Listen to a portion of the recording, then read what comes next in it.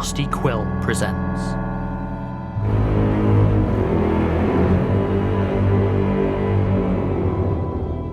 The Magnus Protocol.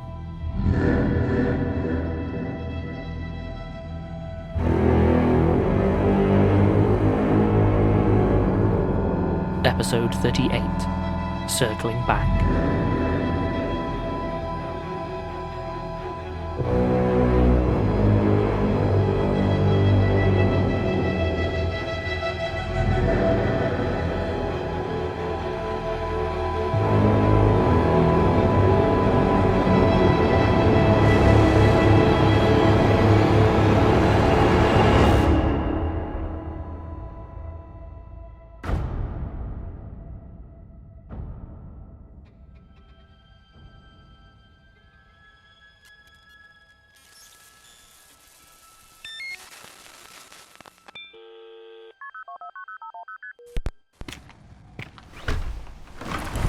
Hello?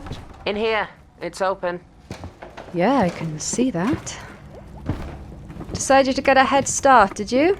I wanted to make sure I'd check the place out before the landlord tossed everything.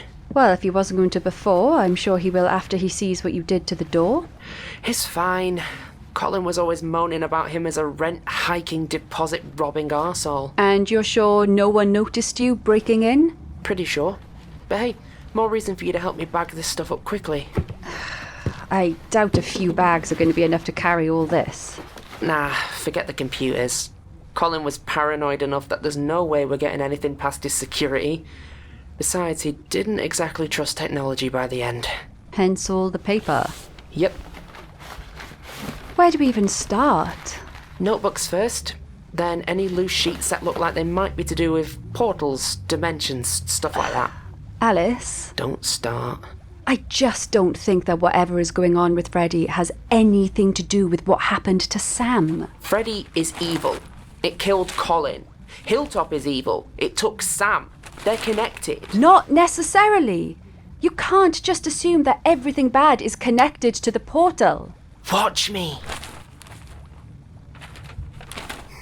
Look, I know I'm jumping to conclusions, alright? But until we can decode all this gibberish, it's all we have to go on. And it's the only way I can make any of this make sense. So you can either get with a program or... I've already lost 2 friends to this thing. I don't want to lose another.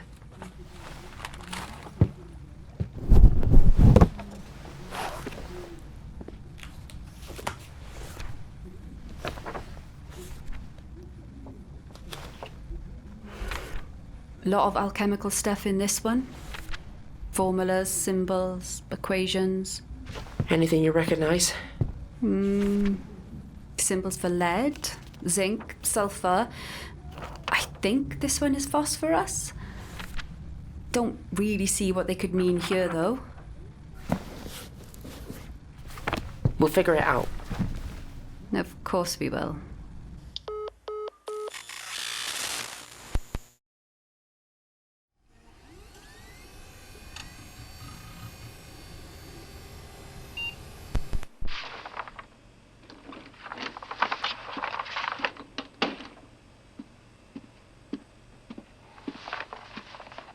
I assume this is why your caseworker's stalled. Your cases? Your job? According to the system, you haven't even opened one tonight. Piss off. Excuse me? Sorry, you're right. Piss off, boss. I assume these are Colin's documents. And, have you found anything? Well, it looks like Freddy was originally made in Berlin, back in the late 80s, maybe early 90s. There's a lot of references to someone called Friedrich, who I think might have been the original programmer. Is that useful? Colin certainly thought so. He was trying to find out more from a contact over there, some guy called Heinrich Unheimlich. I'm sorry. Heinrich Unheimlich? Yeah. What? Alice, do you speak any German? No, not as such. Why? Unheimlich. It means creepy. Weird. I don't think it's a real name. Well, it's what Colin called him, so... I see. Well, keep me updated, I guess. Mm-hmm.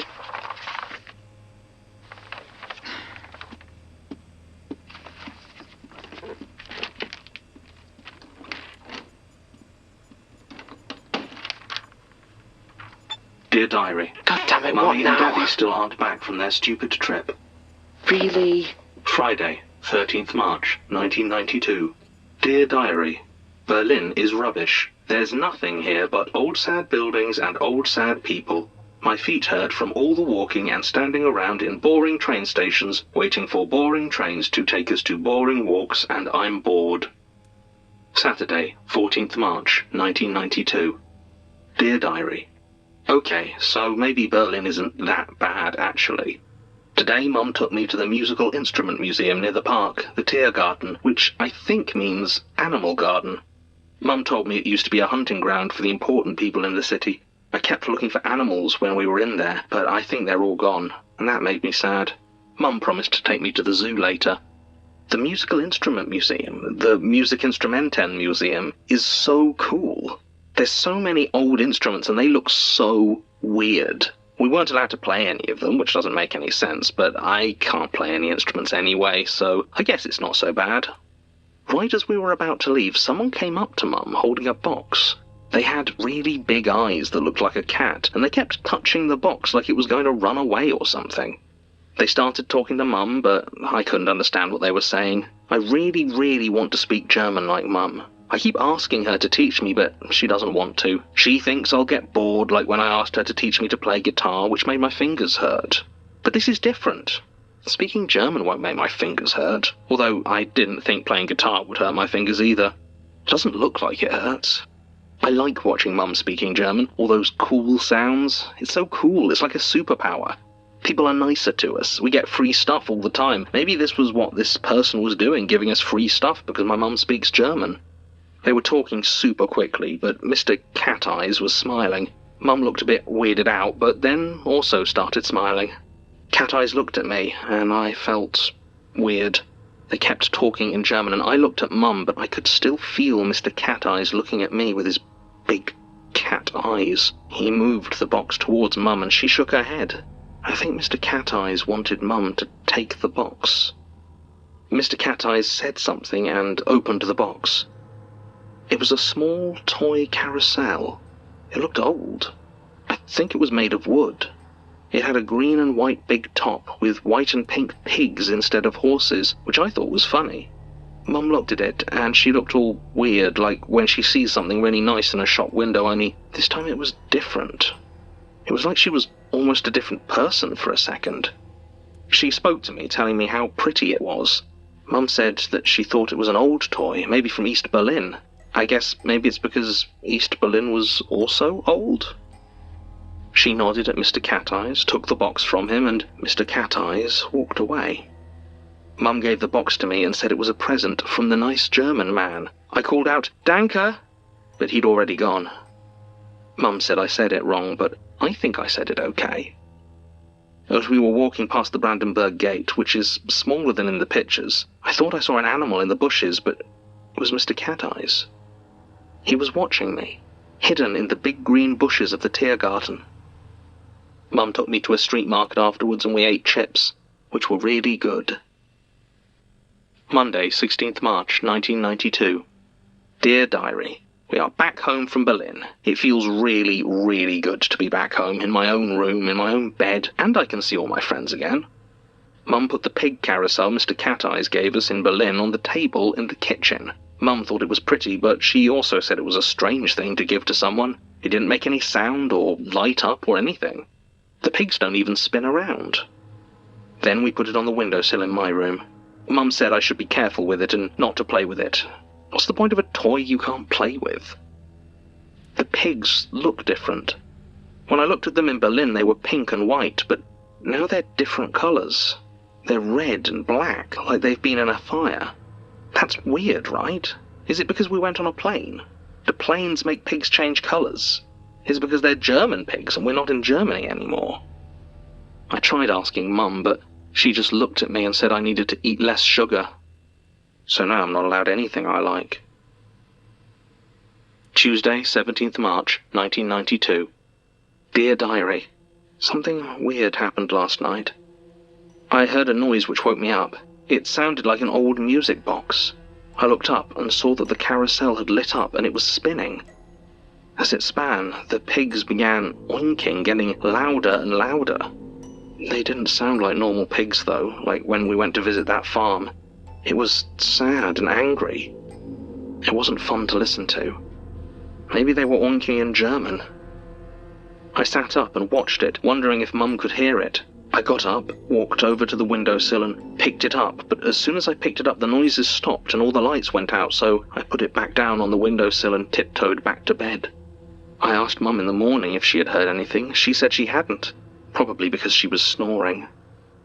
The carousel didn't make any noise during the day. I picked it up, shook it, looked it all over, and I couldn't find any lights or anything that made a noise. Mum told me to stop playing with it and leave it alone. She says it's delicate. I asked Mum if we could move it to her room, and she said she needed to move some of the other old, boring, dusty Aunt Ick stuff out of her room first. Whatever that means. Wednesday, 18th March, 1992. Dear Diary, it happened again last night. The carousel lit up while I was asleep and started playing music, and the pigs started oinking. I tried to just ignore it, but it was too loud. I can't believe Mum can't hear it. I went over to the carousel. The pigs' mouths had changed. They were more open than before, and they had teeth now. Do pigs have teeth? I don't remember the pigs at the farm having teeth. The pigs' teeth were a bright white with red dripping down them. I looked closer and saw the center of the carousel had little pictures of really sad people. It was scary. The pigs kept oinking and spinning with their red and white teeth, and the sad people in the carousel looked at me. I had an idea and went over to my bookshelf to find one of Mum's old phrase books. I couldn't find anything that meant, "Is anyone there?" The closest I could find was, "Who are you?" "Wie heißen Sie?" As best I could. Then I asked about where it came from. "Kommst du aus Deutschland?" But maybe I was saying it wrong because nothing seemed to happen for a while. But then it changed. The carousel kept spinning and music kept playing, but the pigs stopped oinking. They started saying something in German. It sounded like a nursery rhyme. I asked, "Sprechen Sie English?" the way Mum taught me in case I ever got lost in Berlin. But I don't think it heard me, so instead I went and got my notebook and rainbow pen and wrote down what it was singing. Heinrich unheimlich wirst du mit mir spielen. Heinrich unheimlich bist du in den Dielen. Heinrich unheimlich, oh bist du in Sicht. Heinrich unheimlich ist mein Eltern nicht. The carousel started shaking, and the frills at the top started to twist. Then the center of the carousel started turning red, like it was filling from the bottom, and the sad faces looked scared with their hands reaching for the top. Dark red stuff started spilling out of the pigs' mouths onto the windowsill and dripping down onto the floor. I picked it up before it made too much mess, and then it stopped. In the morning the pigs were back to normal, and the sad people were back. I went to Mum to tell her what had happened, but she was speaking German on the phone. She asked me to wait until she was done, but I kept saying it was urgent. Finally, she sighed and put the phone down, and I told her what had happened. She didn't believe me and said I was dreaming. I told her about the voices, but Mum said it couldn't have been German because I don't speak German, so I said I would show her what I wrote down. I dragged Mum into my room and showed her the mess, and she was so cross. She said I had to tell her what I'd done to it, but I kept telling her that I hadn't done anything and it had just happened. She picked it up and looked it over to see if it was broken or sticky, but it wasn't. I got my notebook, I opened it to the right page, and then gave it to Mum. She sat down on my bed and started reading. She was very quiet for a long time. Then she looked at me, and I didn't really know what to do, so I just stood there watching her. I've never seen Mum not know what to say. She always knew what to say. She asked if I wanted to get rid of the carousel. I nodded. She said she would take it to where she sells all the old dusty stuff, and I thought that sounded like a good idea. Then she asked if I wanted German lessons. I said yes, but only if she came with me. She said that was fair. I also asked if I could get piano lessons, but she didn't seem to like that idea so much. Mum helped me clean up the mess, and now it's all shiny and clean and smells of flowers. She put the carousel back in the box and went out to sell it. She said she wouldn't be long, and I could call her on the phone if I got scared. She's been gone a long time. I got hungry, so I made myself a ham sandwich, but I think I did it wrong, because it tasted wrong. I hope Mum comes back soon. Right.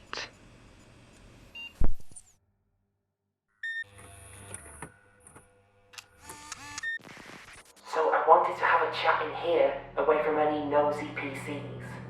You're saying Freddie responded to the name Heinrich and Heinrich? Which tells me it is definitely something I want to investigate. And definitely something to discuss a bit more privately. Exactly. You have Colin's notes spread all over your workstation. Webcam's taped, but I forgot about the mics since we never used them. So do we just rip them out? Not unless you want to be reformatted like Colin. Allegedly. After Colin attacked the system. Whatever. Look, the point is I need to go to Berlin. What? Why? Heinrich is Colin's contact. They were scheduled to meet in person. When? 5 days from now. I reckon Colin got impatient and went after Freddie too soon. That does sound like Colin. And this Heinrich has agreed to meet with you instead. Not yet. You haven't even checked. Look, if there are any contact details for him in the library of paranoidria there, I haven't found them yet. This is a long shot. Celia. I agree with Alice. Oh, of course you do? You do? Right. Yes. I certainly think it's worth a look. But there's something else, isn't there? You're keeping something back, I can tell. Oh. Well, I think Heinrich and Heimlich might be an external. And there it is. What sort? I don't know, the spooky German sort? It sounds like he mostly scares children, and if automatic translations of sketchy creepypasta are to be believed, he maybe eats parents? Maybe. I mean, it wasn't entirely clear, but since I'm not a child or a parent, I figured it might be chill. No. Too dangerous. Oh, come on, you meet with externals all the time. Meaning I know the risks. Besides, those are properly vetted externals who have signed an agreement with the British government to participate. Don't be monster racist. Please, Gwen, this is a good lead. Fine. Thank you. But I'm arranging some security. That's fair. This feels risky. I'm not the one staying here with the man-eating Snootbot 5000. For the last time, Freddie didn't eat. I was talking about you. I'm capping your expenses. Damn it.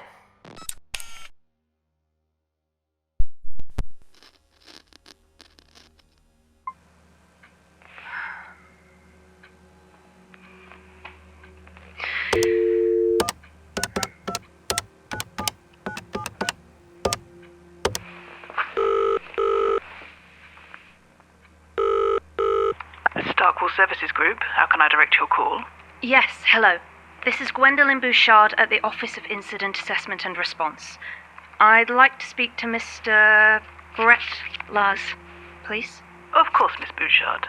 May I ask what this is regarding? Tell him we're ready to give you a trial run.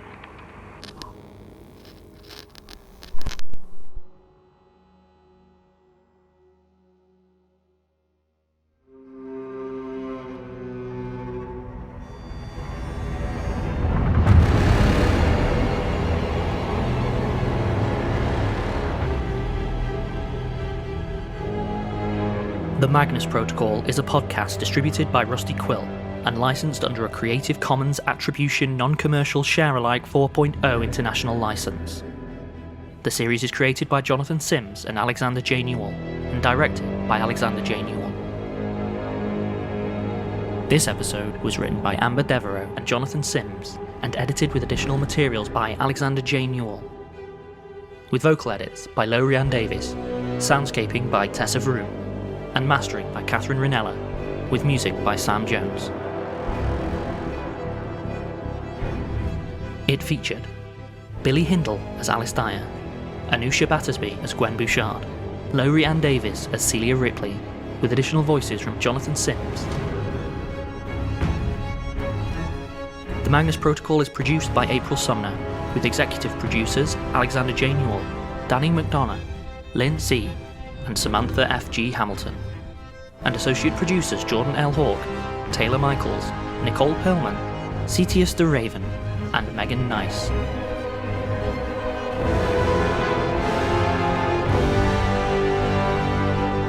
To subscribe, view associated materials, or join our Patreon, visit rustyquill.com. Rate and review us online, tweet us at The Rusty Quill, visit us on Facebook, or email us via mail@rustyquill.com. Thanks for listening.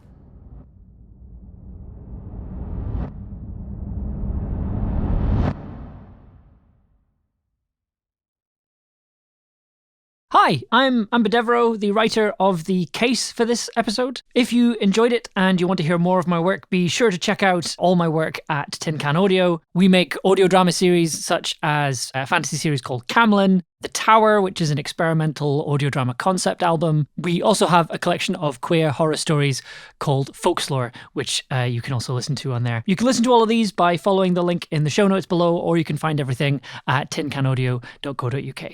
Thank you for listening. To give you an idea of what you can expect, here is a little clip from the trailer for our latest fantasy series, Camlin. Okay, and who are you calling for today? My mum, Shan Thomas. She was in Aberystwyth. Matthew and Louise Turner, in Kirkwall, on Orkney. My father, Kyleo. Ben Jones. I saw something on the news about a sea something. He's 15 years old. Anna and Sophie Green, in Portsmouth. What's happening in Kowloon? Listen, is this real? I've been seeing news reports about dragons. Let me look that up for you. Where are you calling from today? Bristol. Bristol. Bristol. Leicester.